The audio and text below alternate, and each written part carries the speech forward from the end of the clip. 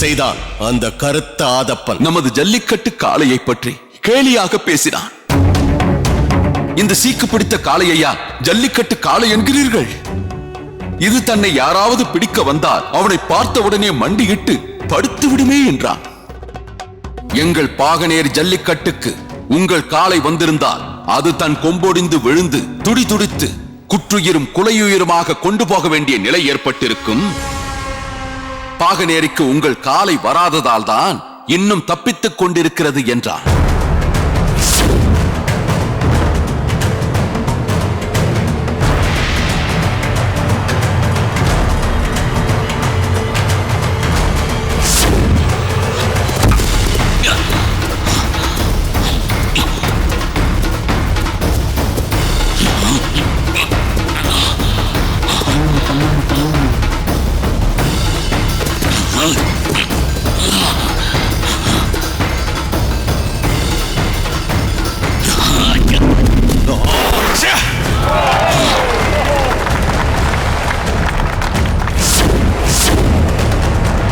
உன் பட்டமங்கலத்து காளையை செக்கு மாடாக்கி அந்த செக்கை உன்னை சுற்ற வைக்கிறேன்.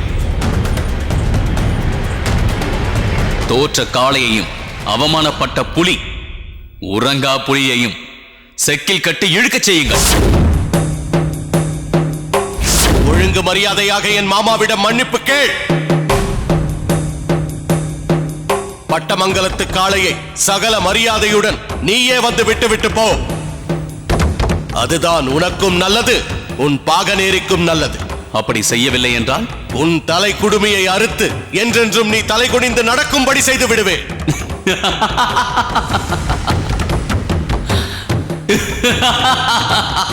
ஏன் சிரிக்கிறாய்? இதை நீங்கள் இல்லாமல் வேறு யாராவது இந்த வார்த்தையை சொல்லி இருந்தால் இந்நேரம் அவன் பிணம் தரையில் விழுந்திருக்கும். என்னடா சொன்னாய்?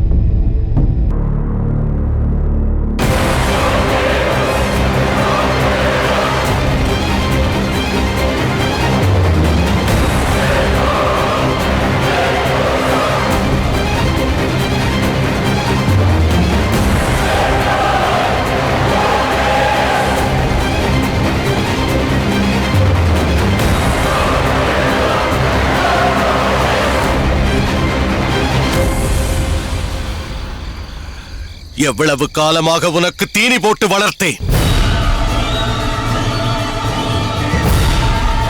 எப்படியெல்லாம் உன்னை பராமரித்தேன். அதற்கெல்லாம் ஒரு பொருளே இல்லாமல் செய்து விட்டாயே. எத்தனை ஜல்லிக்கட்டுகளில் கலந்து கொண்டாய்? எப்படிப்பட்ட வெற்றிகளை பெற்று தந்தாய்? இப்போது மட்டும் உனக்கு என்னவாயிற்று? ஏன் அந்த ஆதப்பனிடம் அடங்கி போனாய்? உன்னை செக்குமாடாக்கி சுற்ற வைக்க வேண்டும் என்றானே, உனக்கு வெட்கமாக இல்லை? அந்த ஆதப்பனின் உடலை கிழித்து குடலை மாலையாக போட்டுக் கொண்டு வந்திருந்தால் எனக்கு இந்த அவமானம் நேர்ந்திருக்குமா? எங்கள் மரபிற்கே உரிய குடுமையை இழந்துவிட்டு இனி நான் யார் முகத்தில் விழிப்பேன்? யார் என்னை மதிப்பார்கள்? இத்தனைக்கும் காரணம் யார்? நீதானே? நீதானே?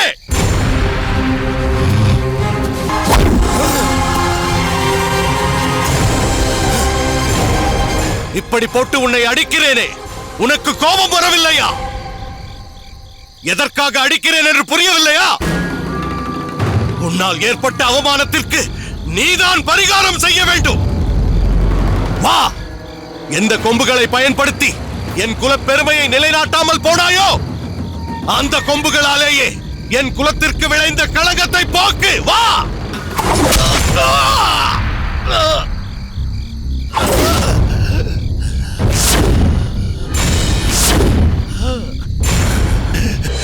வாழ்க பட்டமங்கலத்தின் தன்மானம், ஓங்குக பட்டமங்கலத்தின் புகழ். அண்ணா! ஐயோ மல்லத்தரையா! அண்ணா! ஐயோ! மல்லத்தரையா! அண்ணா! அண்ணா! என்ன ஆயிற்று அண்ணா? அண்ணா! மல்லத்தரையா! அண்ணா! என்ன ஆயிற்று அண்ணா? மல்லத்தரையா! அண்ணா! அழாதே வைரமுத்தா.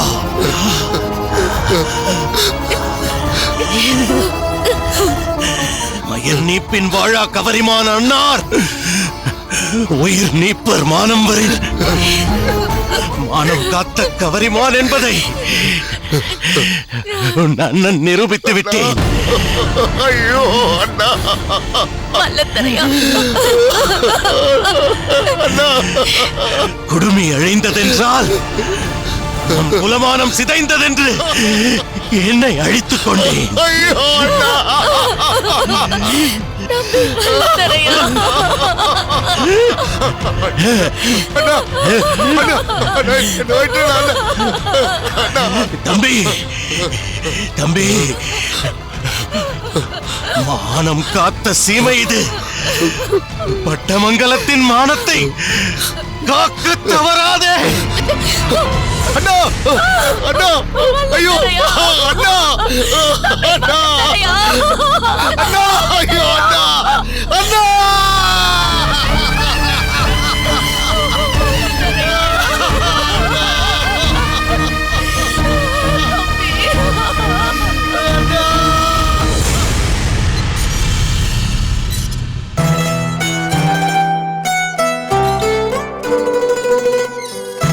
சுந்தரி,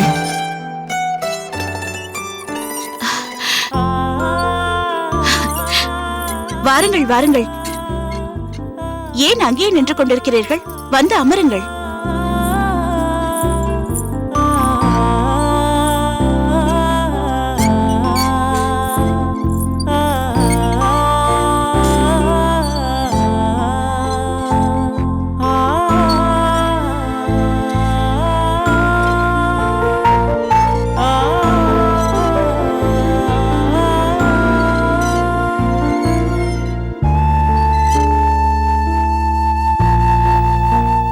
இப்படி பேசாமலே இன்னும் எவ்வளவு நேரம்தான் நோன்பிருக்கப் போகிறீர்கள்? உங்கள் இதயத்தை துளைத்துக் கொண்டிருக்கும் எத்தனையோ பிரச்சனைகளுக்கு நான் ஒரு ஆறுதலாக இருக்க முடியும் என்று நீங்கள் நம்பவில்லையா? என் துன்பத்தை தீர்க்கும் மருந்து இங்குதான் கிடைக்கும் என்ற நம்பிக்கை இல்லாமலா இவ்வளவு தூரம் வந்தேன்? கவலையை தீர்க்கும் சக்தி வாய்ந்தது சங்கீதம் என்று தங்களுக்கு தெரியும் அல்லவா? ஆடற்கலை ஆயாசத்தை தீர்க்கும். அதிலும் ஆசைக்குரிய அழகுமயில் ஆடினால் ஆயாசத்தின் நிழல் கூட நெஞ்சில் விழாது என்பதும் தெரியும். ஆடட்டுமா? நீங்கள் பாடுகிறீர்களா? வேண்டாம் சுந்தரி, இப்போது அதில் ஈடுபடும் மனநிலையில் நான் இல்லை. இப்போது உன் ஆட்டத்தை பார்ப்பதை விட உன் அருகில் தனிமையில் அமர்ந்திருப்பதே அமைதியை தரும், என் ஆயாசத்தை தீர்க்கும் என்று நினைக்கிறேன்.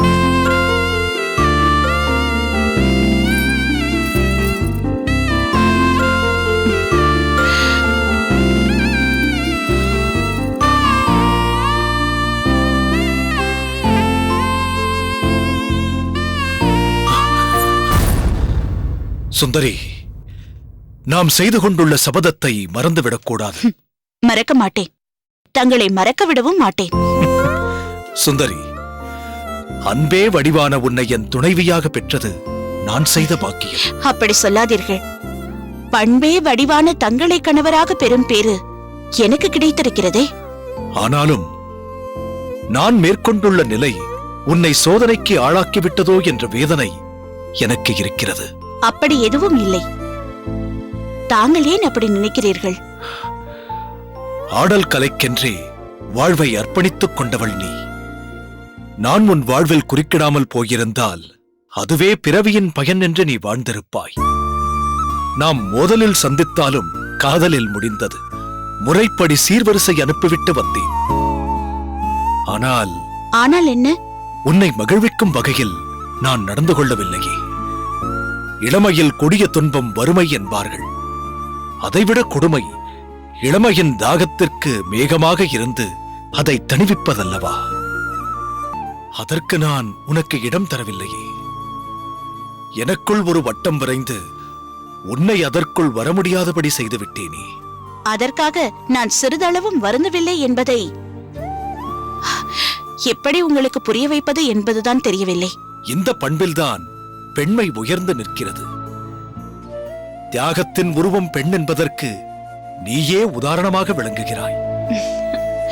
சுந்தரி, நான் சொன்னது போல் நீ உன் தங்கைக்காக நாம் விரதம் மேற்கொள்ள வேண்டும் என்று சொல்லியிருந்தால் நான் அதை எந்த அளவிற்கு ஏற்றுக்கொண்டிருப்பேன் என்று சொல்ல முடியாது. ஆனால் நீயோ என் தங்கைக்காக நாம் விலகியிருக்க வேண்டும் என்று சொன்னபோது எந்த மறுப்பும் சொல்லாமல் எளிதாக ஏற்றுக்கொண்டாய். எனக்கு அது எந்த பாதிப்பையும் ஏற்படுத்தவில்லை. என்னை பொறுத்தவரை நாம் இருவரும் இப்படியே இருந்துவிட நேர்ந்தாலும் அதற்காக நான் வருந்த மாட்டேன். ஆண் அழகனான உங்களை அடைய வேண்டும் என்று எத்தனையோ பெண்கள் விரும்பியிருப்பார்கள்.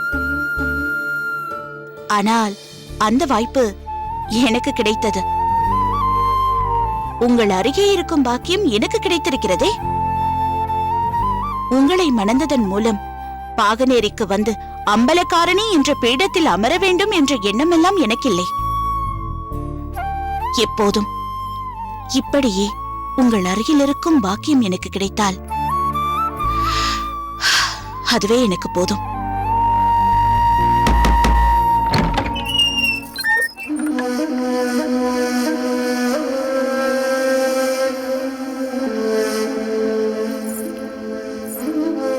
மன்னிக்க வேண்டும் அம்பலம், முக்கியமான செய்தி. அதனால்தான் கதவை தட்ட வேண்டிய நிலை ஏற்பட்டு விட்டது. அது எனக்கு புரியாதா என்ன?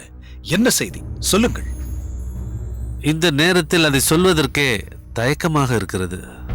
அதற்காக முக்கியமான செய்தியை சொல்லாமல் இருக்க முடியாதே. எதுவாக இருந்தாலும் சொல்லுங்கள். பட்டமங்கலம் அம்பலக்காரர் வல்லத்தரையர். வல்லத்தரையன்? வல்லத்தரையனுக்கு என்ன? வல்லத்தரையர் இறந்து விட்டார். என்ன சொன்னீர்கள்? நெடும் குன்றமென நிற்கும் தடந்தோள் வீரனான வல்லத்தரையன் மாண்டு விட்டானா? எப்படி எப்படி இது திடீரென நேர்ந்தது? பாகனில் நேற்று நடந்த நிகழ்ச்சியில் ஏற்பட்ட அவமானம் தாங்காமல் தான் வளர்த்த காளையின் கொம்பிலேயே பாய்ந்து தன்னை மாய்த்து கொண்டாராம். தாங்க முடியாத வேதனை செய்தி. பாகனேரிக்கு என்றென்றும் களங்கத்தை ஏற்படுத்திய நிகழ்ச்சி. இந்த வல்லத்தரையன் ஏன் இப்படி செய்தான்? இப்படி ஒரு முடிவை தேடிக்கொள்ளும் அளவிற்கு என்ன நடந்தது? அவன் பாசத்தோடு வளர்த்த காளை அவனையே எப்படி குத்திக் கொன்றது? ஒன்றும் புரியவில்லையே. பாகனேரியில் அப்படி என்னதான் நடந்தது? பட்டமங்கலம் காளையை பாகனேரிக்கு கொண்டு வந்து இதை அடக்க இந்த ஊரில் ஆண்களே இல்லையா என்று சவால் விட்டான் உறங்கா புலி. அதை ஏற்று அந்த காளையை அடக்கிய ஆதப்பனுக்கும் அங்கு வந்த வல்லத்தரையனுக்கும் நடுவில் வாக்குவாதம் ஏற்பட ஆதப்பன் குடுமியை அறுக்க முயன்றான் வல்லத்தரையன். வீர இளைஞனான ஆதப்பனால் அதை தாங்கிக் கொள்ள முடியுமா? தான் முந்திக் கொண்டு வல்லத்தரையன் குடுமியை அறுத்து விட்டான் ஆதப்பன். அம்பலக்காரர்களின் மரபுக்கு அடையாளமாக விளங்கும் தனது குடுமியை இழந்ததை அவமானமாக கருதி இப்படி தன்னையே பலி தந்து விட்டான் வல்லத்தரையன்.